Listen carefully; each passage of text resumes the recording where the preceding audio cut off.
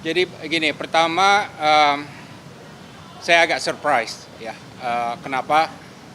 Karena kita cukup banyak dengar cerita mengenai kalau pertemuan dengan presiden yang satu arah, gitu ya, top down ya.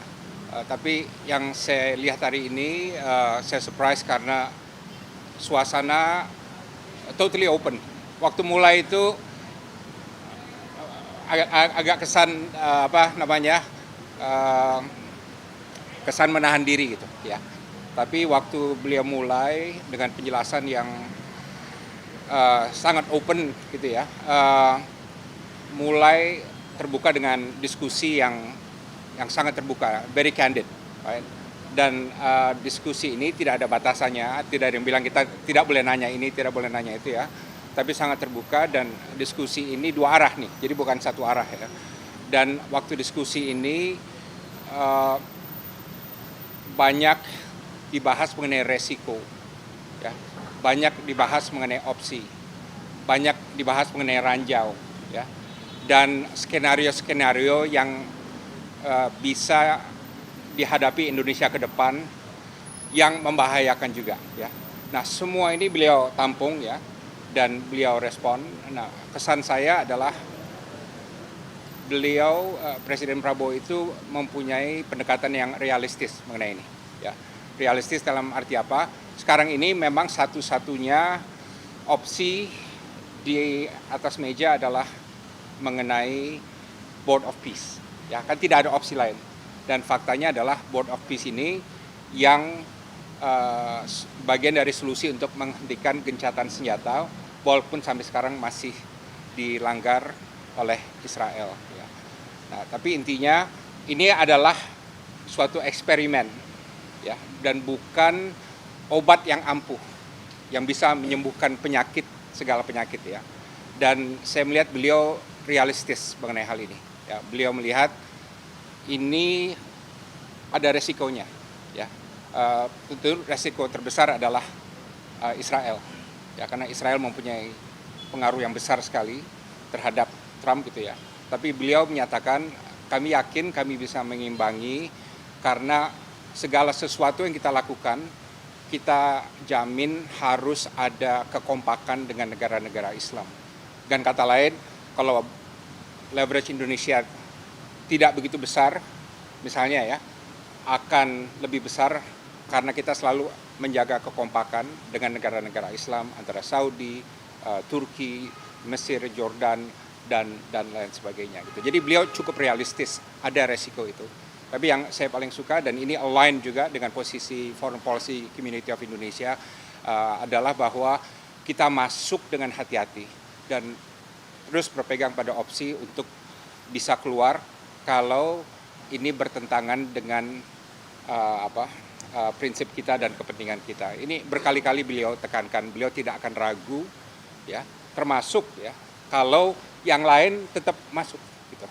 Right? Nah, ini yang saya tangkap sebagai suatu penekanan dan penegasan yang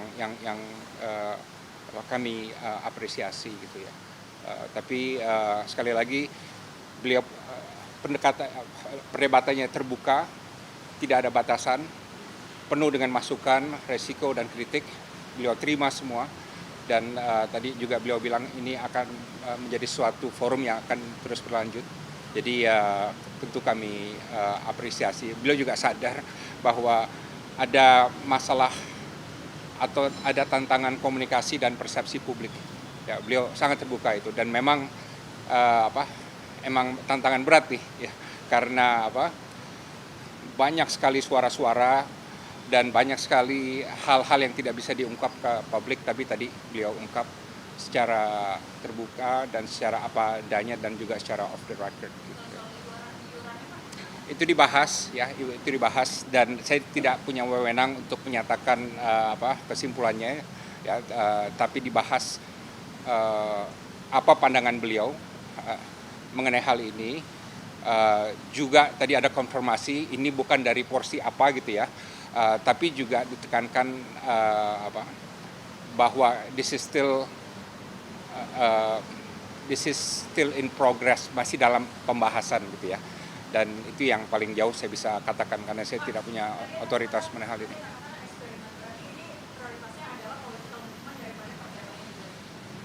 Ini adalah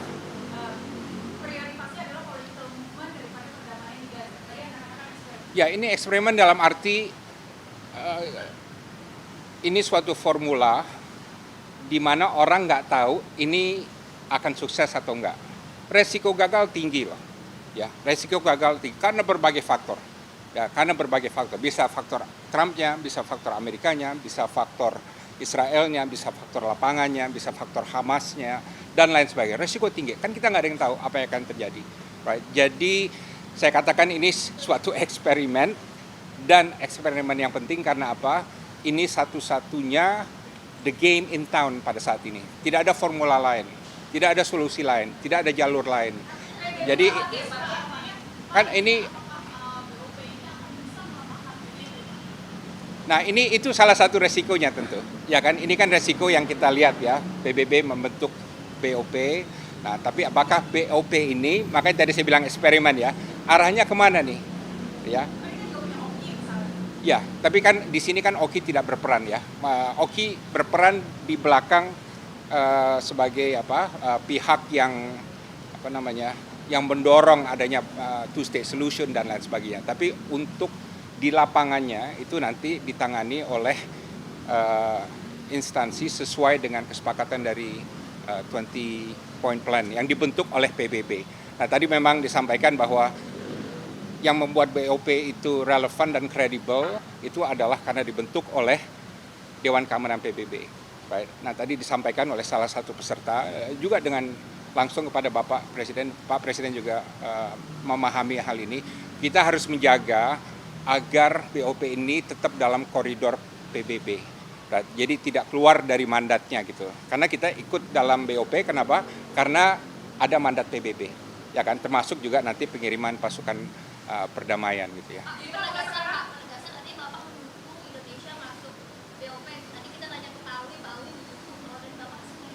Posisi saya sudah jelas dari awal. Posisi saya adalah Indonesia masuk dalam BOP, tapi dengan memahami resiko-resiko yang ada, dan kedua kita memegang opsi untuk keluar. Tadi juga disampaikan Presiden, kita selalu pegang opsi keluar. Dan ketiga, syarat yang paling penting, tujuan dari semua ini Palestina merdeka. Tujuan dari semua ini. Untuk itu apa? Kita harus berpolitik, kita harus berdiplomasi, kita harus melobi, kita harus berdebat, ya, dan kita harus pragmatis dan realistis. Nah, itu yang saya tekankan. Tadi kita semua mendengar penjelasan Presiden bahwa Indonesia harus pragmatis dan realistis. Jadi kita lihat, ini baru berapa hari kan ya BOP ya, jadi jalan masih panjang. Jadi kita doakan tujuan paling utamanya yaitu two-state solution Palestina merdeka itu bisa tercapai. Oke. Download Tribun X sekarang, menghadirkan lokal menjadi Indonesia.